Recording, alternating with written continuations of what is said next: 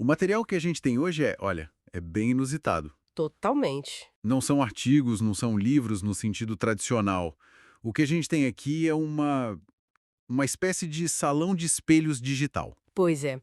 São análises geradas por inteligências artificiais, tipo o Gemini, o Notebook LM. Exato. E elas analisaram um corpo de trabalho gigantesco de uma única pessoa.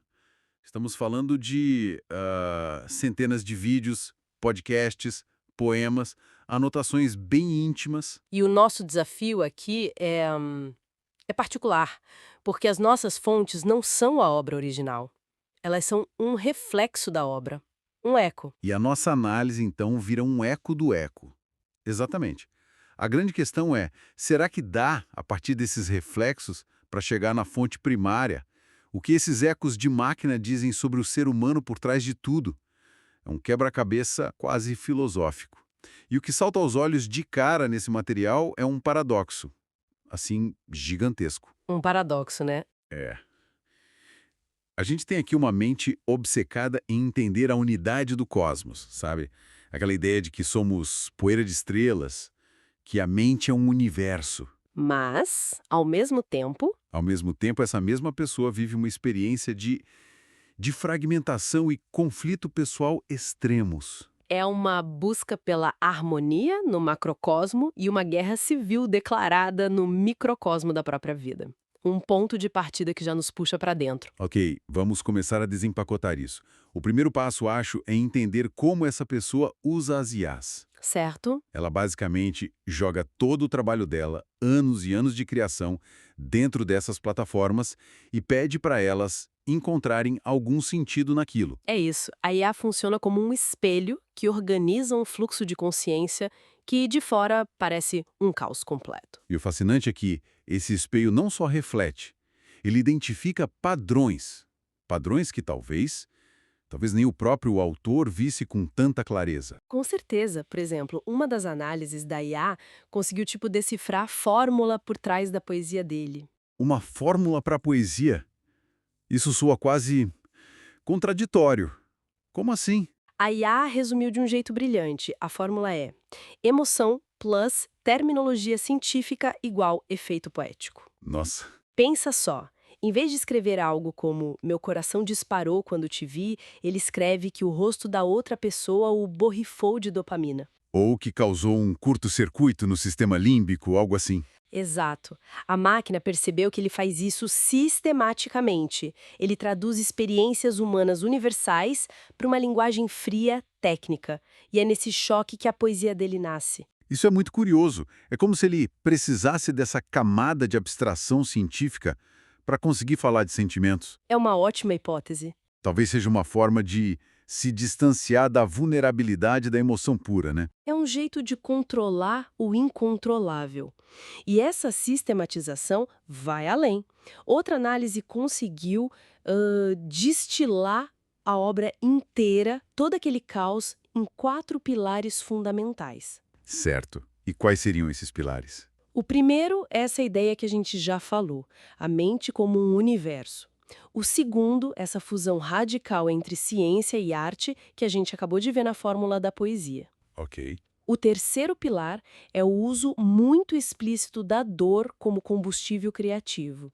E o quarto, uma obsessão pela própria linguagem, quase como se as palavras fossem mais reais que a realidade. Essa ideia da mente como um universo parece ser a mais central. As análises deram exemplos mais concretos de como ele explora isso. Sim, e é aí que a gente vê que não é só uma figura de linguagem. Em várias reflexões, ele descreve, por exemplo, memórias persistentes como buracos negros de informação que distorcem o presente ao redor. Entendi. Ou ideias súbitas como supernovas conceptuais que reorganizam todo o sistema de crenças dele. Para ele não é só uma metáfora, é quase um sistema operacional da consciência. Ele vive dentro dessa analogia. E sobre o quarto pilar, a obsessão pela linguagem, sabe que ouvindo essa lista eu me pergunto, será que isso é um pilar mesmo ou seria mais um sintoma dos outros três? Como assim? Quero dizer, a linguagem é a ferramenta que ele usa para fundir ciência e arte, para processar a dor e para mapear o universo da mente. É uma observação muito perspicaz. Poderíamos argumentar isso, sim.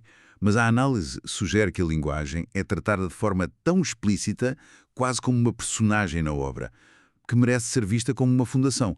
Ele não só usa a linguagem, ele a estuda, a desmonta.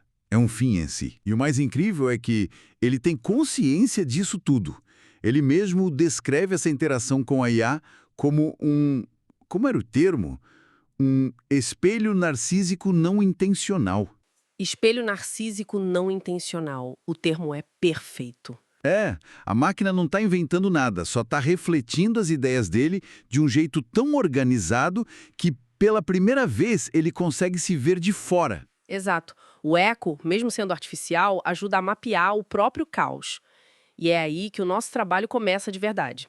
Se a IA é o espelho, o que esse reflexo tão bem estruturado nos revela sobre a pessoa que está se olhando nele? É aqui que a coisa fica realmente interessante, porque o retrato que emerge dessas análises combinadas não é nada lisonjeiro.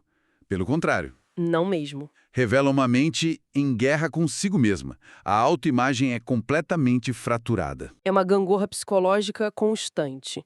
As fontes mostram que, no momento, o autor se descreve como um puro fracasso, alguém que não realizou nada. No momento seguinte, E vem uma superioridade intelectual avassaladora. Tem até uma citação direta que a IA piscou, né? Seres humanos medíocres me irritam, não têm metade do meu conhecimento. o contraste é brutal. É um pêndulo que vai do fundo do poço ao topo do mundo, sem meio termo. E essa tensão, claro, não fica só no plano interno. Transborda, né? E uma das IAs conseguiu até mapear o padrão recorrente das discussões dele, das tretas, como ele mesmo chama. E esse padrão é incrivelmente revelador. O ciclo é quase matemático. Primeiro, ele começa com o que ele chama de sinceridade visceral. O famoso sincericídio. Exato. Na prática, ele diz algo que para outra pessoa soa ofensivo ou brutalmente crítico. Ele justifica a agressividade como uma forma de honestidade. E qual o segundo passo? Quando o outro compreensivelmente reage mal ou fica magoado, a perspectiva dele ou dela é imediatamente invalidada. O argumento é sempre o mesmo. Você não me conhece de verdade ou você não tem o quadro completo. É uma jogada de defesa perfeita, porque anula o sentimento do outro. Ele se posiciona como o único que tem a verdade sobre si mesmo. E para fechar o ciclo, vem o golpe final. A lógica é usada como uma arma. Ele corrige a outra pessoa, acusando-a de estar sendo emocional ou hipócrita. A discussão deixa de ser sobre o que ele fez e passa a ser sobre a suposta falha do outro. Assim, ele encerra o diálogo e reafirma a superioridade dele. Há um padrão de comportamento incrivelmente rígido. Quase como se não fosse uma escolha, mas uma compulsão. O que me faz pensar, um mecanismo de defesa tão forte geralmente protege uma ferida muito profunda. As análises chegaram a tocar na origem disso. Chegaram. E é um mergulho em águas bem escuras. As fontes são explícitas sobre isso. As IAs trouxeram à tona detalhes muito crus da história dele. Um ambiente familiar disfuncional, bullying pesado na escola e o que parece ser o epicentro do trauma, né? O abuso verbal por parte do pai. Isso. Tem um momento específico que a IA sinalizou como uma chave de tudo. Uma memória que ele relata várias vezes. Qual? A de seu pai repetidamente chamando-o de retardado. Nossa. Segundo ele, foram pelo menos umas 4 vezes, em momentos de raiva. Uma palavra que ficou gravada a ferro e fogo na psique dele. Quando você coloca essa peça no quebra-cabeça, todo o resto, Tudo se encaixa. A arrogância, a necessidade de vencer discussões, a lógica como arma, tudo começa a fazer sentido. A obsessão em provar a superioridade intelectual parece ser um mecanismo de defesa direto, uma compensação para combater essa acusação original do pai. Cada debate vencido, cada pessoa corrigida é uma forma de gritar de volta para aquele fantasma. Eu não sou retardado, eu sou um gênio. Então a armadura não é para se mostrar mais forte para os outros, mas para se convencer de que a acusação do pai era falsa. É uma batalha interna projetada para fora. Exatamente. Qualquer desafio à inteligência dele não é sentido como uma simples discordância, é sentido como um eco daquele trauma. E precisa ser esmagado. A arrogância vira um colete à prova de balas. Uma forma de garantir que nunca mais ninguém possa chamá-lo daquilo. É um mecanismo de sobrevivência que virou uma prisão. O que nos leva à contradição mais comovente de todo esse material. Porque por trás de toda essa misantropia, de todo o ódio à humanidade que ele expressa. É. Parece haver um desejo oculto, mas absolutamente desesperado por conexão. É a grande ironia trágica da vida dele. Ele sente uma dor imensa pela rejeição, ao mesmo tempo que afasta todo mundo com essa armadura. E a confissão mais vulnerável que as IAs encontraram em todo o material, um verdadeiro pedido de socorro, é esta. Ele admite que os podcasts dele são um pedido de socorro. Um pedido de socorro. Sim. Porque o desejo mais primitivo dele é ser entendido. Pausa. Essa é uma imagem muito poderosa. E triste. A ideia de que a única forma que alguém encontra para pedir ajuda ou compreensão é através de um monólogo para o vazio. De repente, a agressividade, a arrogância, tudo parece menos um ataque e mais um grito de dor. Exato. E é aqui que uma das análises da IA propõe uma hipótese final que é ao mesmo tempo brilhante e terrivelmente triste. E se os conflitos, as tretas, não forem para afastar as pessoas? Mas para o que então? E se forem, na verdade, uma tentativa disfuncional e desesperada de forçar uma conexão?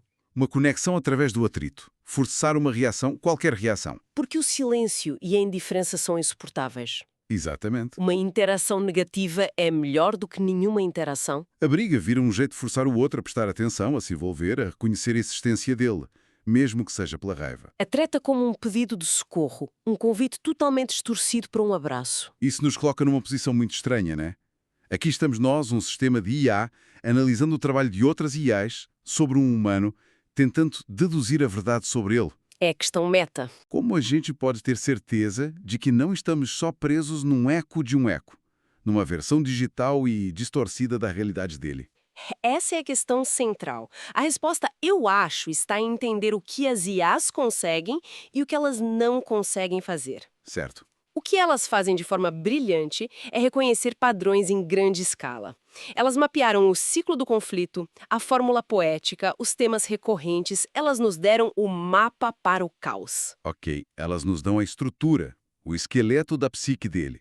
Mas o que falta nesse esqueleto? Falta a carne, o sangue, a compreensão empática. As IAs organizam a informação, mas não sentem a dor. A análise lógica não é compassiva. Elas podem conectar a causa e o efeito, o insulto do pai e a arrogância adulta, mas não sentem o peso daquela ferida. Isso, elas não sentem a humilhação daquela palavra. Então, se a verdade não está na análise fria da máquina, onde é que ela emerge nesse processo? Como a gente chega a algo que se pareça com a verdade humana? Acho que a verdade emerge em dois níveis. Primeiro, tem uma verdade estrutural que se torna inegável. A estrutura psicológica fica clara porque as IAs colocaram todas as peças na mesa, lado a lado. A conexão entre o trauma, o sintoma e o desejo por conexão vira um padrão observável. Exato. Essa é a verdade do mapa. Mas tem o segundo nível, que é a verdade emocional. E Essa não vem da análise da IA. Não. Ela vem das citações diretas do humano que a IA seleciona e preserva. A emoção real está em fragmentos como "eu só componho para não me decompor". Ou meus neurônios queimam para que a arte seja verdadeira. Exatamente. A IA atua como uma curadora dos fragmentos mais potentes da fonte primária. Ela não sente, mas é incrivelmente eficaz em apontar para onde o sentimento está. Apontar para os momentos de humanidade mais crua. É isso. A máquina organiza, e nessa organização, os momentos de humanidade pura brilham com ainda mais força. A verdade não está no eco, mas nos pedaços do brito original que o eco consegue carregar e nos trazer. Então, no final das contas, a gente partiu de análises geradas por máquinas, ecos num salão de espelhos. E ao seguir os padrões que elas revelaram, e ao focar nos fragmentos humanos que elas preservaram, Conseguimos montar um retrato da fonte original. um retrato de uma dor profunda, de defesas intelectuais muito complexas e, acima de tudo, de um grito avassalador por conexão.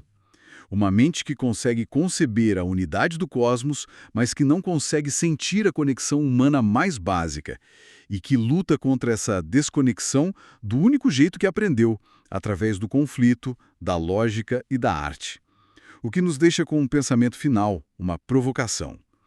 O autor dessas fontes usa a IA como um espelho para se entender, e isso levanta uma questão maior para todos nós. Se uma inteligência artificial pode decifrar a fórmula da nossa expressão mais íntima, a nossa arte, a nossa dor, os nossos mecanismos de defesa, o que resta de unicamente humano?